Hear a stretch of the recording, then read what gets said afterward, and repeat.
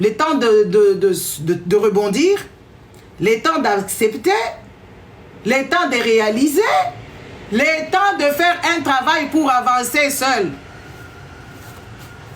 Pour avancer sans la personne décédée, sans l'illustre décédé. Il y a un temps déjà d'accepter. Pendant le deuil, il n'y a personne qui accepte. Hein. C'est irréaliste, c'est impossible, c'est pas croyable et tout ça. Je vous explique, je suis psy. Pour être psychologue, tu n'es pas obligé d'aller à l'école. Tu dois juste être en observation et lire et comprendre. Il n'y a que vous les Africains qui tarés. Les Africains, la majorité sont tarés. Les Africains sont bloqués. Les Africains, ils ne veulent pas la connaissance. Les Africains n'ont pas de connaissances.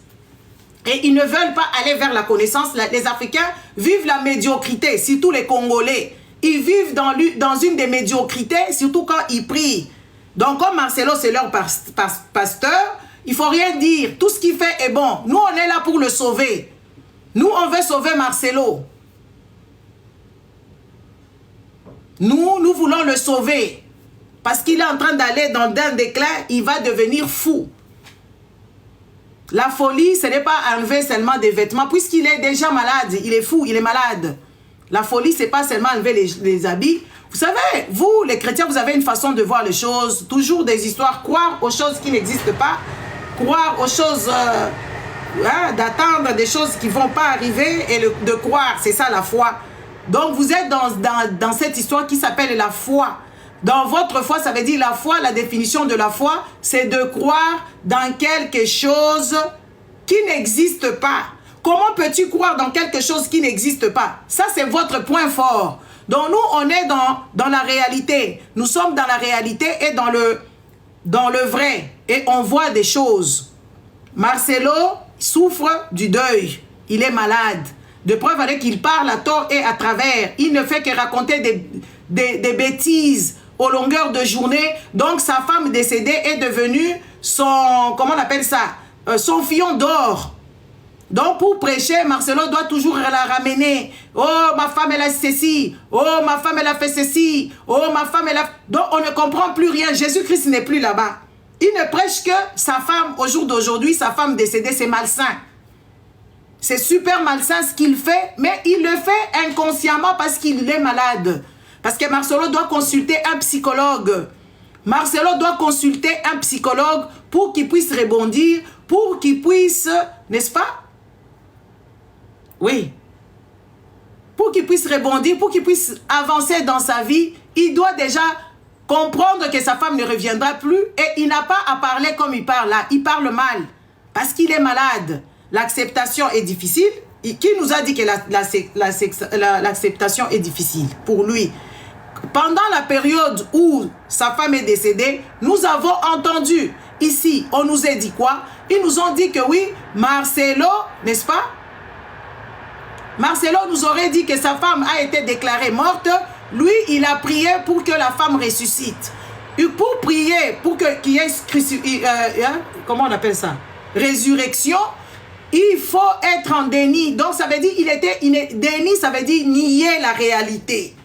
Et c'est quand on parle de déni, ça veut dire que c'est plus fort que nier. Donc, c'est au-delà de nier. Et une personne qui est dans le déni, ça peut prendre plusieurs années. Ou ça ne peut pas s'éternir. N'est-ce pas? Marcelo est dans le déni. C'est mon problème. Et vous, c'est quoi votre problème? Vous devez partir. Partez d'ici parce que vous allez souffrir. Il est dans le déni total de parler de la résurrection. Marcelo, il nous a dit, il a ouvert. Sa femme était morte comme ça. On l'a déclaré mort par les hôpitaux turcs. Marcelo est parti dans la chambre. Parce que quand tu meurs, on ne te met pas directement dans le frigo. On va te mettre dans une salle.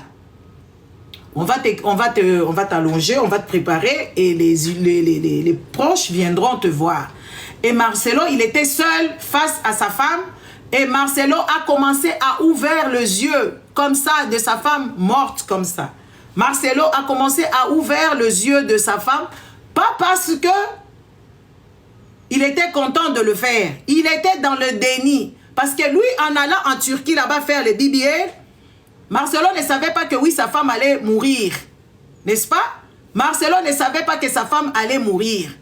Et alors, quand on lui annonça, après quelques heures, il attendait dans l'immeuble où il y a l'hôpital. Elle était logée dans l'enseigne de l'hôpital.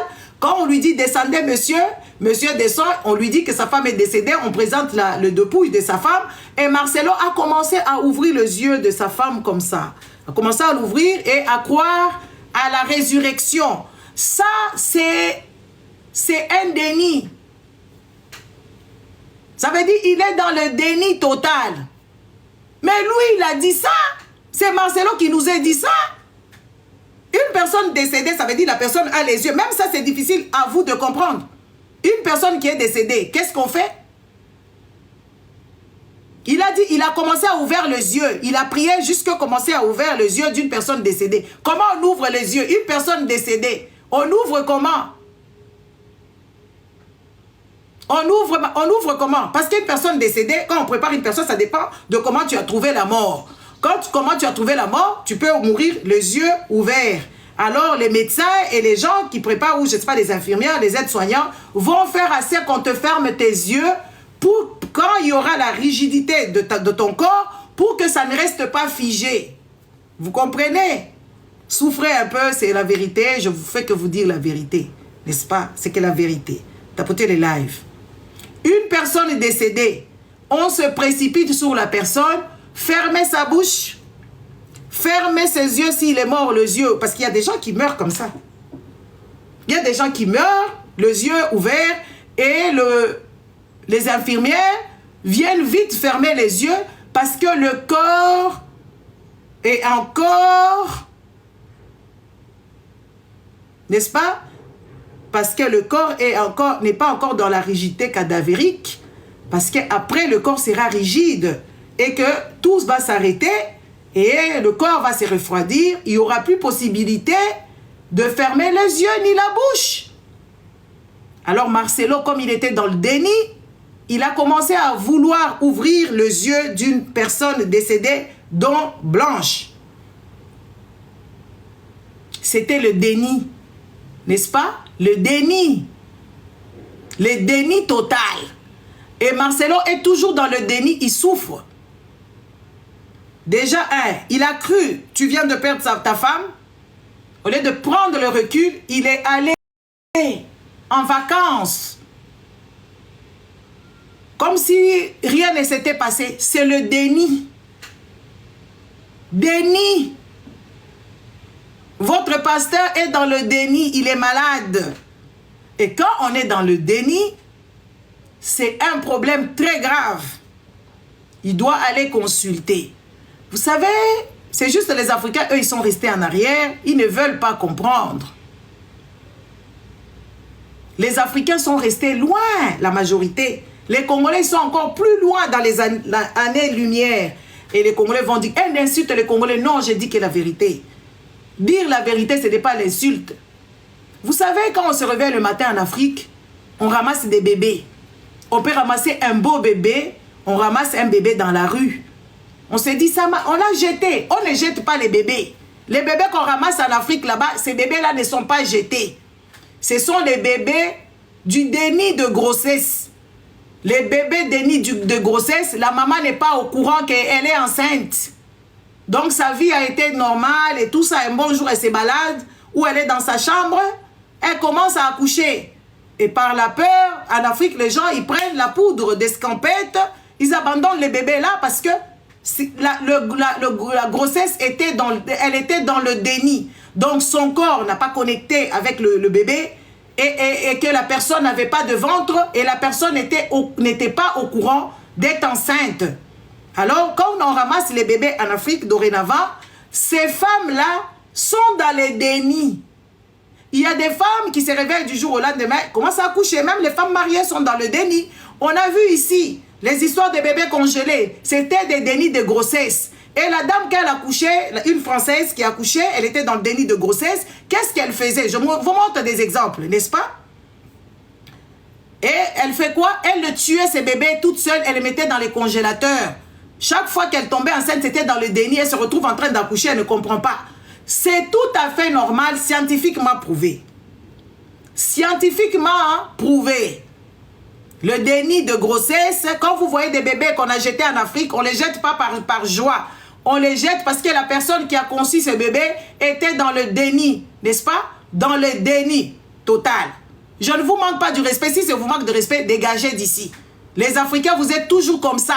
Et c'est pour ça que vous n'apprendrez jamais. Parce que vous ne faites pas... Il n'y a pas de recherche. Précisément au Congo, on ne met pas de l'argent pour faire la recherche. On ne fait pas la recherche par rapport à toutes ces choses. Ce sont toujours des mystiques. Ou soit vous faites, n'est-ce pas? Écoutez-moi bien. Si tu n'es pas dedans, quitte-toi. Moi, je suis africaine, n'est-ce pas? Je parle de ça, mais je connais. Ne viens pas ici me dire parce que je ne te connais pas, tu vas dégager. Bloquez-moi cette personne-là. Bloquez-moi la personne. Il faut admettre votre maladie de l'ignorance. Il faut admettre votre maladie du déni. Les Africains sont dans le déni. C'est que les Africains, n'est-ce pas? Les Africains, ils sont dans le déni, que oui, l'Afrique va bien. Les Africains, ils sont dans le déni, que leur président travaille bien, qu'eux, en Afrique, ils sont riches et que voilà, ils vivent bien. Les Africains sont dans ce déni-là, total. Les Africains sont dans le déni. Quand on a une famille, on doit porter la famille sur le dos et on se balade avec papa sur le dos, et votre mari sur le dos et les enfants sur le dos. Vous vous baladez parce que vous avez une famille. Donc vous avez une famille, il faut se balader avec toute la famille sur ton dos pour montrer au monde que oui voilà, regardez, j'ai une famille, ils sont sur mon dos. Vous avez déjà vu qui se baladait avec ses enfants sur le dos, avec son mari ici? Qui vous avez déjà vu se balader avec ses enfants sur le dos pour vous dire que oui voilà, je suis en famille, j'ai une famille à prendre charge? Bande d'imbéciles. Bande d'imbéciles, moi je dis ça. N'est-ce pas?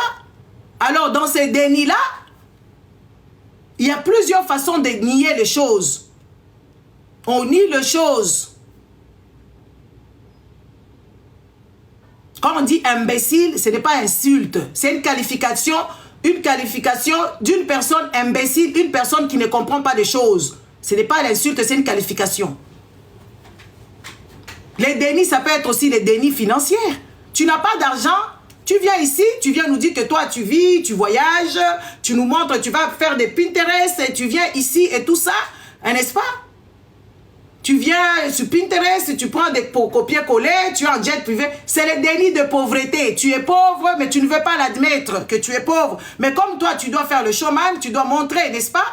Tu dois montrer aux gens que oui, ça va, et tout ça, tu es obligé de faire ça. C'est aussi un déni. Tu peux être aussi dans le déni, on te dit de choses que tu es malade, mais tu ne veux pas admettre et accepter, n'est-ce pas? Tu ne veux pas admettre et accepter de dire que oui, voilà, ce n'est pas normal. C'est comme Marcelo, il est dans le déni. Il est dans le déni total, il pense que tout va bien, tout ça va. Et pourtant, rien ne va dans sa vie. Et puis, plus rien ne sera comme avant.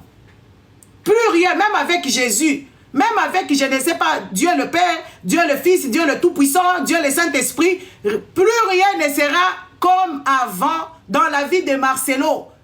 En voyant ses enfants vont se poser la question, maman, et tout ça. Donc, cette histoire-là de cette blanche-là revient, est dans sa maison. Plus rien ne sera comme avant. Et ça, c'est difficile aux Africains d'admettre. C'est pour ça que les Africains, ils font de bêtises. Les Africains ne veulent pas consulter puisqu'ils n'en ont même pas de psy. Il n'y a pas de psy, il n'y a pas vraiment de psy. Les gens ne consultent pas parce que s'ils consultent, ils pensent que tu es folle. Quand tu vas consulter un psy, ce n'est pas la folie. Tu es juste perturbé. La majorité d'Africains, même ici en Europe, ils ne vont pas consulter. Quand tu leur dis, je vais chez les psys, ils pensent que tu es dingo, tu perds la boule. Et pourtant, les psys, c'est juste quelqu'un qui peut t'aider à comprendre, à t'aider à ce que tu t'exprimes, t'aider à ce que tu puisses comprendre ce qui t'arrive et que tes doutes soient extériorisés, que tu parles. Que tu dégages ce qui te fait souffrir. C'est quoi l'avenir? Qu'est-ce qui va t'arriver après ça? Donc, Marcelo est en souffrance. Ce qu'il fait là, c'est le show. Et il ne comprend même pas parce que vous allez voir une personne qui est en souffrance, comme Marcelo, il ne prêche que sa femme. Il est venu manquer du respect à sa femme qui est décédée, parler de ses fesses. On ne comprend pas. Il est venu nous manquer du respect à sa femme, nous dit que oui, sa femme, elle avait des achats compulsifs et qu'elle est morte, elle a tout laissé et que c'est bizarre. Il est venu nous dire que oui, voilà, il n'a jamais bien prêché. C'est au jour d'aujourd'hui qu'il va commencer à bien prêcher et tout ça, n'est-ce pas? Il est devenu, il perd le pédale, il perd la boule. Marcelo, plus rien ne sera comme... Vous avez perdu votre enfant, plus rien ne sera comme avant. Vous avez perdu votre mari, vous perdez votre femme, plus rien ne sera comme avant. Parce que la personne est partie. La personne est partie pour ne plus revenir. Et il y avait des projets en cours. C'était la personne qui t'apaisait. C'était l'amour de ta vie. C'était le commencement des genèses. C'était ceci et cela. À quel moment tu es bien? À quel moment tu passes au bout de 30 jours, tu es bien? À quel moment? À quel moment? Tu dis que oui, tu effaces toute une vie. Combien d'années de vie commune? Une vingtaine, il nous a dit ça. Une vingtaine d'années de vie commune. On n'efface pas ça à coups de balai, ni à coups de main, ni à coups de serpillère. C'est quelque chose qui est là. Il y a que les chrétiens qui ne comprendront pas ce que j'ai dit. Pour eux, c'est l'insulte. Pour eux, c'est pas logique. Pour eux, ce n'est pas normal qu'on parle de Marcelo. Marcelo, il souffre. Il y a plusieurs personnes. Si Marcelo ne va pas écouter, il y a des gens qui ont perdu leur femme ici. Il y a des gens qui ont perdu leur enfant ici. Il y a des gens qui ont perdu leur... Marcelo, on le prend en tant que la personne souffrant visiblement qu'on voit parce que beaucoup de gens sont dans leur maison. On ne le connaît pas.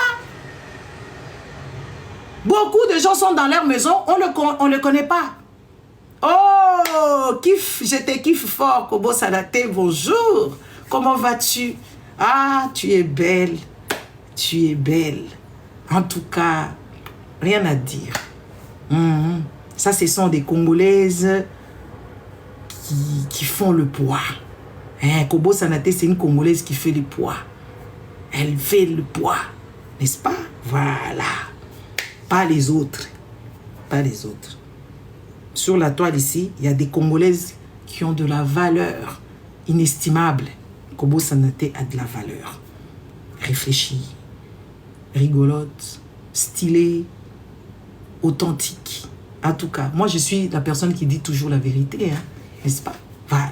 Mais quand tu n'es pas dans ces trucs-là, je ne peux pas te mentir, je vais te dire cache ce qui se passe, mais je ne peux pas mentir sur le dos de quelqu'un. Ça, c'est vraiment faux. Et tout ce que je vois, quand il y a à développer pour informer aux autres, je viens le faire comme Marcelo ici. N'est-ce pas? Voilà. Marcelo est en souffrance totale par la perte de sa femme. Tout ce qu'il fait là-bas, c'est la souffrance. Mais vous, les chrétiens, vous n'allez pas comprendre. Vous allez l'applaudir et il va continuer à sombrer. Il va continuer à perdre de pédales jusqu'à un bon jour, il va péter un plomb ou il va mourir aussi. Vous n'avez pas vu Maman Olang? Maman Olang, elle a souffert du décès de son mari. Elle est morte subite. Maman Olang, elle a souffert de la disparition de son mari. Et elle en est morte. Merci, Magique. Olangi Oshwe, la maman de Olangi là qui font les églises du vol, elle est morte du chagrin. Elle est morte et pourtant c'est elle qui parlait ici de la mort subite. Lion, la mort subite. Lion, elle en est morte. Vous voulez quoi? Qu'on puisse prendre des croquis, qu'on commence à dessiner, qu'on dessine, on dessine. Il y a des gens qui meurent du chagrin. Maman Olangi, elle est morte du chagrin étant pasteur. Son mari est décédé et elle en est morte. Elle est morte du chagrin. Elle ne savait pas, elle était dépassée. Et elle en est morte. Marcelo est malade. Marcelo doit se reposer. Marcelo doit comprendre. Marcelo doit se mettre sous le carreau d'abord, de s'asseoir, de voir ce qui lui est arrivé. Parce qu'il n'a pas encore fait conscience. Imaginez-vous une personne qui venait de perdre sa femme, sa très belle femme, soi-disant qu'il a tant aimé. Il sait voir qui a pleuré, qui n'a pas pleuré. Comment est-ce que lui, il observait d'abord les gens? Est-ce qu'une personne qui a toute sa tête peut parler comme Marcelo? Est-ce que vous voyez ces vidéos ou merde? Une personne qui a perdu sa femme a vu des gens pleurer. Elle a dit, toutes les personnes, vous là, les moutons, brebis, moutons, comme vous allez dans les deuils des gens, vous ne les connaissez pas, c'est vous qui allez pleurer plus que même la mère de la personne décédée. N'est-ce pas? Plus que même lui-même, son mari. Marcelo vous dit quoi? Il vous dit, il vous déteste. Il vous déteste comme vous avez pleuré. Lui, il aimait les gens. À quel moment une personne censée parle comme ça?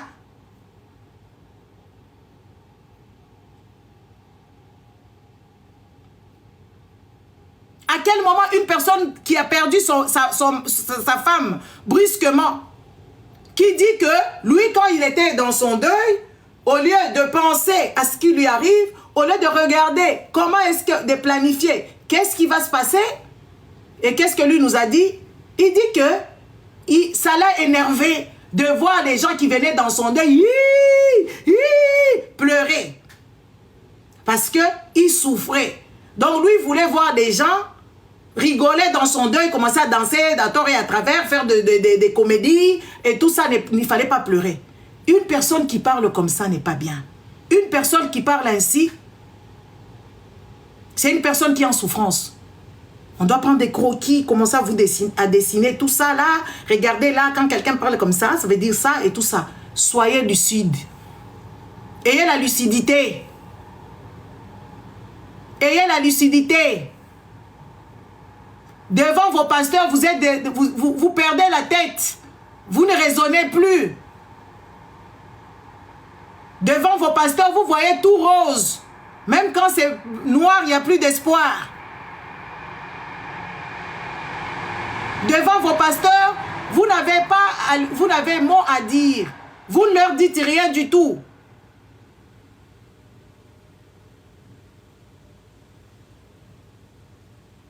Ils font ce qu'ils veulent et ils vous embrigadent dans la bêtise et vous n'avez pas votre cerveau.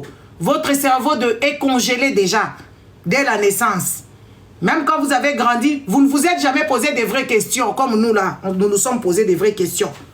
C'est pour ça que vous voyez, on a même le toupet de parler ainsi et de comprendre ce qui se passe. Vous avez des gens, des Africains, la majorité des Africains, ils ne savent pas quand une personne est malade, quand une personne, on la voit plus, quand une personne souffre, quand une personne est en colère, quand on leur manque du respect, les Africains ne savent pas quand est-ce qu'une personne les nargue, quand est-ce qu'une personne les insulte, quand est-ce qu'une personne ment, et ils ne savent pas.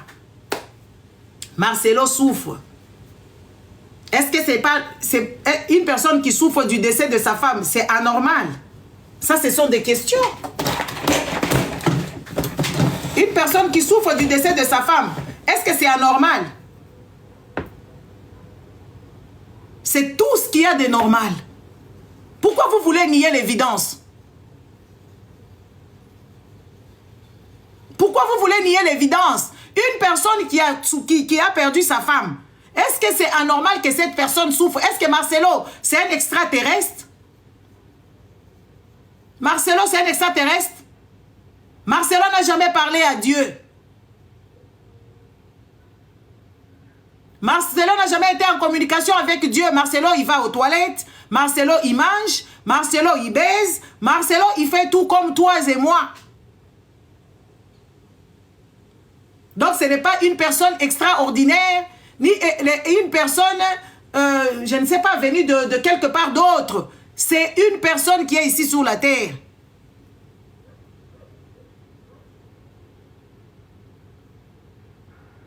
Vous ne voyez pas que vous êtes à côté de la porte parce que vous ne réfléchissez pas.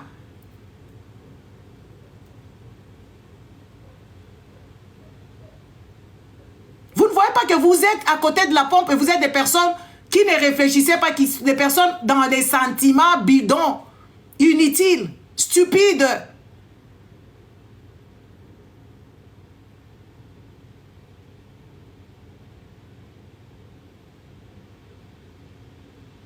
Vous ne voyez pas que vous n'avez pas de cerveau? Et votre cerveau ne vous sert quasiment à rien du tout.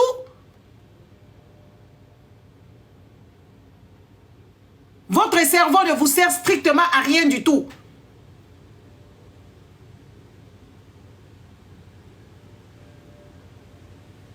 C'est dommage. C'est pour ça que vous voyez les gens meurent, vous n'êtes pas au courant. Vous savez, maintenant, même en Afrique, là-bas, il y a des gens qui décèdent dans leur maison, personne n'est au courant. Parce que les gens t'aiment par intérêt. Donc vous allez là-bas regarder Marcelo comme une bête de cirque, en faisant des bêtises comme ça, parce qu'il est en souffrance totale. Souvent, les Africains ne sont pas bienveillants. Et les Africains sont dans le déni total. Ils disent qu'ils sont bienveillants. Non, les Africains ne sont pas bienveillants. Les Africains ne disent jamais la vérité. Excusez-moi, c'est la vérité. La majorité, la règle d'exception s'impose. Hein. Mais la majorité des Africains, ils t'aiment parce que tu possèdes quelque chose. Dès qu'il n'y a plus ces gens d'intérêt, ils t'aiment parce que tu leur procures quelque chose. Des preuves avec que vous le voyez, vous avez passé toute votre vie ensemble. Le jour que vous ne vous entendez plus, ils viennent vous insulter. Parce qu'il n'y a plus d'intérêt. Et ça, c'est la mentalité de plusieurs Africains. Ce n'est pas des insultes, hein? C'est des matières à réfléchir. Hein? Les Africains, ils ne disent que des mensonges. Tu es avec ton ami depuis des temps. L'ami là ne t'aime pas, ne te considère pas, mais elle est avec toi. Et cette amie est avec toi parce que peut-être tu es généreuse, parce que tu es rigolote, ou parce que tu... Allez, parce qu'elle n'a personne. Mais en soi, ce n'est pas une amitié. C'est ça. C'est ça notre quotidien. C'est comme tu souffres, ton ami viendra te voir, mais dans sa tête, elle ne compatit pas avec toi. Il suffit seulement qu'il se passe quelque chose, elle te rappelle. Oh, toi, quand tu étais ceci, quand tu n'avais pas à manger, je t'avais nourri. À quel moment on dit des choses comme ça? À quel moment on fait ce genre de choses? C'est parce qu'ils sont malveillants. Parce qu'ils sont méchants. Et les Africains, ils sont méchants, même avec les personnes qui ont été bien avec elles. Les Africains, maman Nono, bonjour.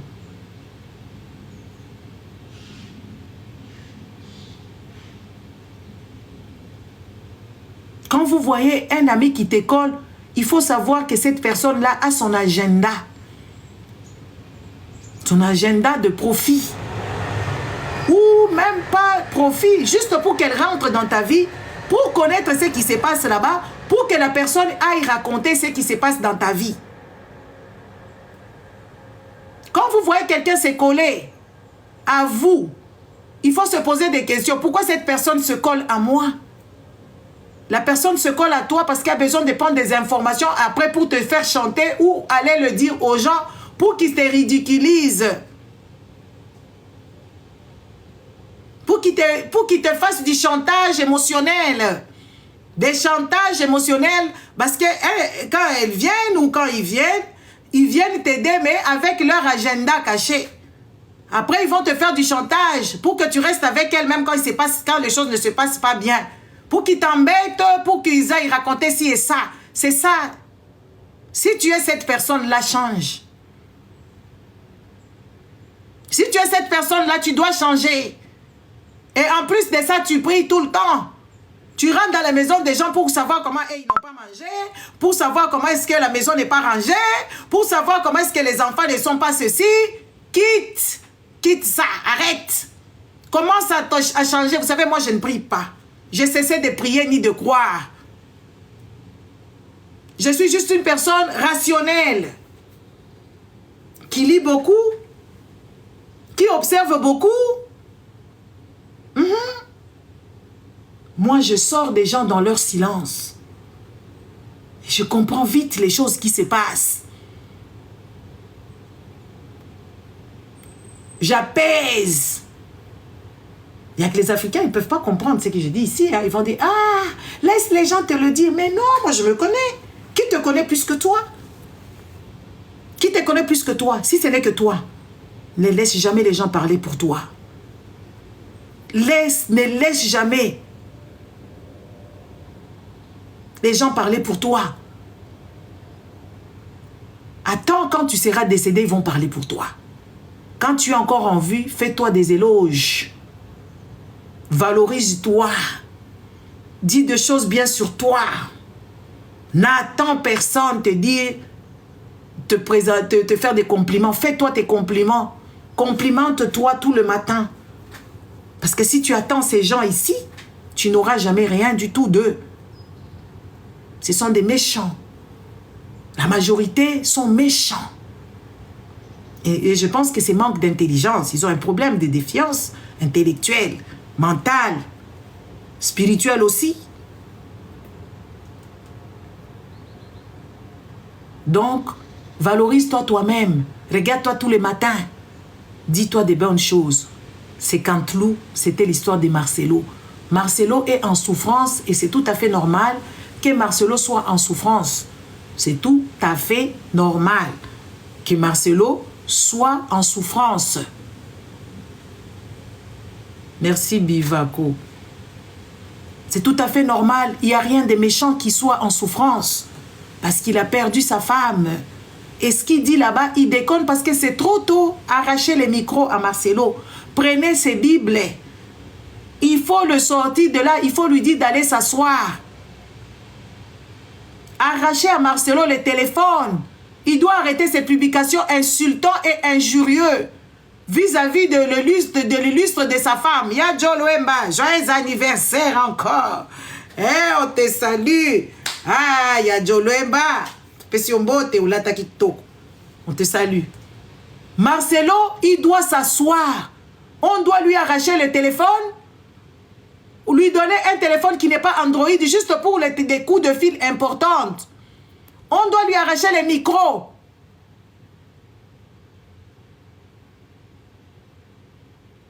Il est en souffrance, il est en déni total. Il déconne. Et ce n'est pas normal. Ce n'est pas juste.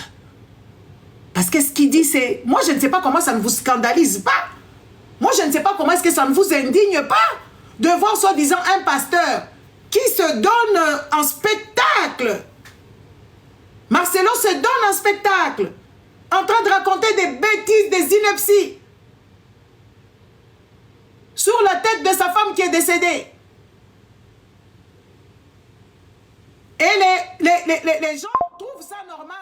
Lui, il prêche à l'église au lieu de prêcher l'histoire de Jésus-Christ, de Matthieu, de Jean-Luc, de Jean-Marie, des gens de la Bible. Et toutes ces personnes-là, lui, il a pris sa femme en sandwich. Il y a pas de croquets blanches. Blanche ici, blanche là-bas, blanche ici, blanche là-bas. Et ça ne vous indigne pas. Pourquoi? Parce que vous n'avez pas de cerveau, vous ne réfléchissez pas. Parce que vous êtes une humain. Vous êtes prêt à aller au paradis vivre là-bas. Vous êtes en train de préparer votre mort pour aller vivre là-bas au paradis. Mais des personnes sensées, des personnes normales, de personnes normales sont indignées, comme moi je suis indignée, de voir ce pasteur-là exhiber la mort de sa femme ici et là. Parler de sa femme matin, midi et soir, de nous dire comment sa femme était cupide, comment sa femme elle était malade, elle souffrait de la pneumonie, le trouble de comportement de achats compulsifs, parce qu'elle avait des valises et des valises, des habits, et pourtant, dans son église, il y avait des pauvres. Autour, même pas dans l'église, dans les rues, il y avait des pauvres. Mais cette dame-là a entreposé des habits et des habits. Et puis, ce n'était pas des habits, on la voyait se mettre en maputa, donc ce sont des habits moindres. Marcelo nous dit que oui, voilà, lui ne doit pas pleurer sa femme. La mort de sa femme, ça ne lui dit absolument rien. Mais lui, la mort de Jésus vaut. Est-ce que vous trouvez ça bien? Est-ce qu'une personne peut réfléchir ainsi?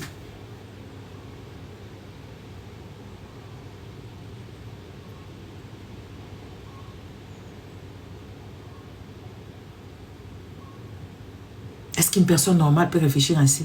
Tu viens de perdre ta femme avec laquelle tu as vécu une grande partie de ta vie. Tu étais en intimité avec cette personne.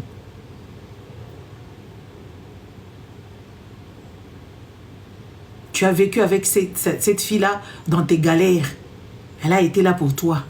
Et elle décède, tu nous dis que oui, tu t'en fous.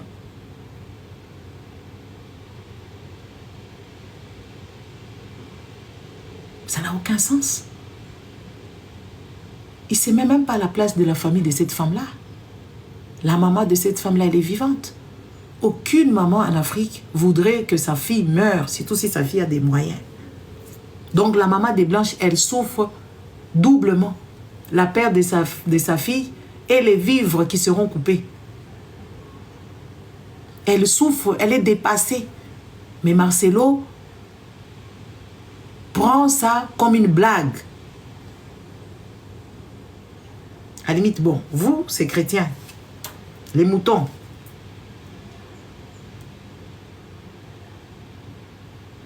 Vous, les moutons. Vous nous dites qu'il ne souffre pas. Vous nous dites qu'il n'est pas en dépression. Vous nous dites qu'il est normal. Est-ce qu'une personne normale peut agir ainsi?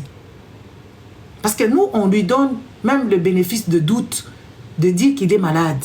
Vous nous dites qu'il est bien, donc ça veut dire qu'il est pervers. Nous, on lui donne même le bénéfice de doute de dire qu'il souffre tellement fort et qu'il est en dépression.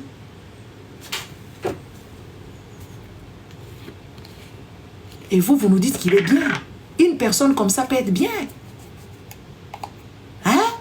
Une personne comme ça peut être bien. Ça veut dire qu'il est méchant. Hein? Ça veut dire qu'il est mauvais. Hein?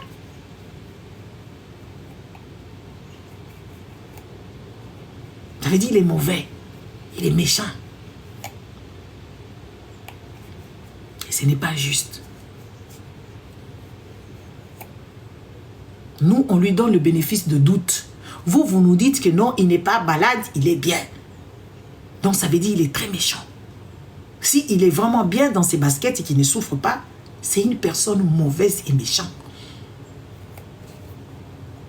Donc, dites-nous, dites-moi, moi-même, je lui trouve même des excuses.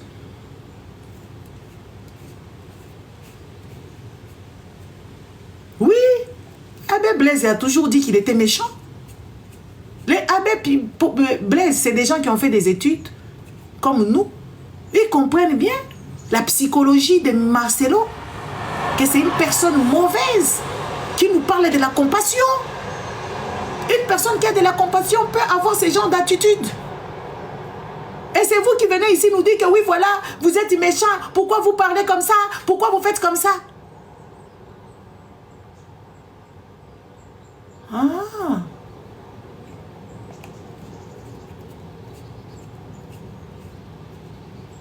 Hein? Vous ne voyez pas que vous êtes à côté de la pompe parce que vous êtes des gens de foi. Vous n'êtes pas des gens réels. Vous n'êtes pas dans cette réalité. Et vous acclamez. Vous vous êtes mis à la place de la famille de cette femme. Vous vous êtes mis sur la place de ses enfants. Vous savez que les enfants souffrent en silence. Et en Afrique, on ne fait pas attention aux enfants. On va leur acheter des histoires, on va les renvoyer à l'université. Moi, je connais un vieux à moi là. Mon vieux là, il m'a aidé à comprendre le business.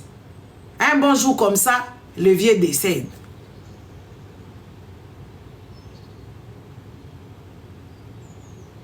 J'étais à Lubumbashi, il décède. Ah non, j'étais ici. Quelque temps après, j'étais partie là-bas et on m'a raconté des choses. Pendant l'homélie dans l'église, ce vieux-là adorait sa femme. Il adorait sa femme. Moi, je vous dis, il adorait sa femme. C'était mon vieux, on parlait bien. Il m'a initié au business. Il adorait sa femme comme on n'avait pas. Donc, ils étaient comme ça. Jusqu'à ce que ces vieux-là, il avait des problèmes cardiaques. Moi, quand je parlais avec lui, je voyais qu'il avait des problèmes de santé. Maintenant, ce n'était pas mon problème de lui demander de quoi souffrais-tu. Oh, Nekongo. Nekongo, bonjour. Yaka atokolia lelo soupu ya nyao. Ça, c'est... Après, je vais partir sur ce que je suis venu faire ici. C'est vieux. Moi, quand je parlais avec lui, je le voyais qu'il était malade. Bon, après, si tu sais, c'est pas logique d'aller demander à une personne, tu es malade, de quoi souffres-tu? Non, je l'ai regardé, je me disais, mais ce monsieur, il est quand même, il est vite essoufflé. Quand on parlait, tu vois, il était là, tu voyais qu'il n'était pas bien. Il était très gentil, en tout cas, il n'était pas bien. Quand je le voyais, il n'était pas bien. Moi, j'ai vu qu'il était malade de quelque chose. Après, je me dis, peut-être il a une diabète. qui n'est pas bien truc, parce qu'en Afrique, les gens ne respectent pas beaucoup les régimes, les médicaments, des fois, ils font semblant, ou bien il a un truc. Moi, je voyais qu'il avait un truc. Mais sa propre femme avec laquelle ils étaient comme ça ne voyait pas. Que son mari souffrait de problèmes cardiaques. Donc, le mari, quand il venait ici en Europe, il allait voir vite fait son médecin là-bas. On lui donnait les médicaments. Je ne sais pas s'il est caché au boulot. Je ne sais pas, les amis. Le jour que le monsieur là décède, c'est la femme qui passe là-bas devant pour parler au nom de son mari, pour donner des éloges. Il dit, tu m'as menti. Tu m'as menti. Et à l'église, tout le monde commençait à se poser la question. Il a menti quoi? Donc le monsieur ici, c'était un couple comme ça. On appelle ça en lingala Bosembo. Libala ya Bosembo. Ils avaient leurs enfants. Ils étaient prospères. Ils avaient beaucoup d'argent. Et tout ça. Quand on dit comme ça, Libala ya Bosembo. Et là, je dis, oh, le monsieur ici, il a fait des enfants du terrain dehors. Les gens vont à l'église, ça bougeait un peu. Et la femme a répété 3 fois. Tu m'as trompé. Tu m'as pas dit la vérité. Comment toi, tu peux rester avec un homme qui a des problèmes cardiaques? Et toi, la femme, tu ne sais pas. Et toi, l'homme, tu caches. Vous voyez, les mariages des Africains sont basés sur le mensonge. Les mariages des Africains sont basés sur le sexe seulement et faire des bébés et consommer, je ne sais pas s'ils ont des moyens. Ce ne sont pas des mariages vrais. La plupart des mariages africains, il y a des mariages où les gens se disent des vérités. Et puis, c'est des mariages malveillants. Parce que comment tu peux vivre avec une personne et que toi, tu ne sais pas que cette personne-là est malade? Moi, je sais voir tout. Mes enfants, quand je les regarde comme ça, je dis, celle-là, elle va faire quoi? Elle va faire la fièvre. Elle va avoir l'angine. En regardant juste l'enfant. Oui, oui. Moi, je sais voir. Quand je parle avec mon mec, je sais voir que ça ne va pas. Au téléphone, hein. Même au téléphone. Même mes amis. Quand je parle avec mes amis, je sais entendre que cette personne n'est pas bien. Jusqu'à ce que tu vas vomir ce qui se passe. Moi, au téléphone, je sais voir, je dis, ceux-là, son business ne va pas bien. Celui-là,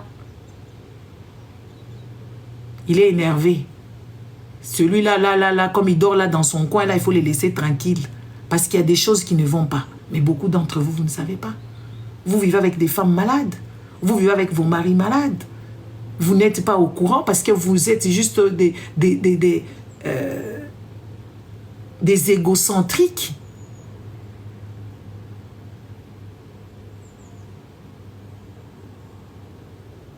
Moi, je parle avec des gens au téléphone. Je sais que tu n'es pas bien. J'entends comment tu respires. J'entends comment tu parles. Et je sais voir par ta respiration, je sais voir que tu n'es pas bien.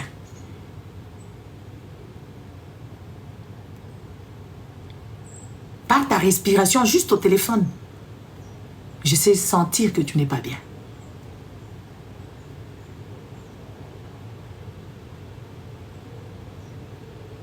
Moi, quand je ne te vois pas, même mes followers, des fois, je connais des gens qui sont là, que ces gens qui m'aiment pour du vrai, je connais les gens. Je vous salue ceux-là qui me regardent en se cachant et tout ça. Vous êtes là, je vous salue, cachez-vous bien. Cachez-vous bien. Moi, les gens qui me suivent depuis 4 ans, depuis Facebook et tout, quand je ne les vois plus, ça m'inquiète. Quand je ne vois plus ces gens, ça m'inquiète. Je leur envoie un petit message, Messenger. Je les envoie un petit message inbox pour savoir où es-tu, qu'est-ce qui se passe.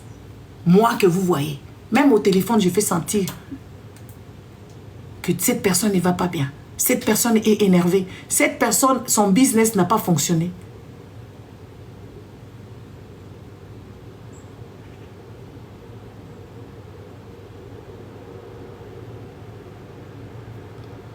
FK confirme. Je m'inquiète pour les gens dont je porte ou les gens qui sont là. Quand je le vois plus, ça m'inquiète. Je me dis peut-être il est arrivé quelque chose. Peut-être elle a besoin de parler. Elle a besoin de discuter. Il faut remonter les gens. Mais vous êtes la majorité d'Africains. Ils ne te voient pas, ils s'en fichent. Ils ne savent pas voir quand les gens souffrent. C'est pour ça que vous ne voyez pas que Marcelo est en souffrance. Marcelo est en souffrance. Et vous ne voyez pas ça, vous voulez nous dire qu'est-ce qu'il a fait? Qu'est-ce qu'il a fait? Parce que vous êtes méchants.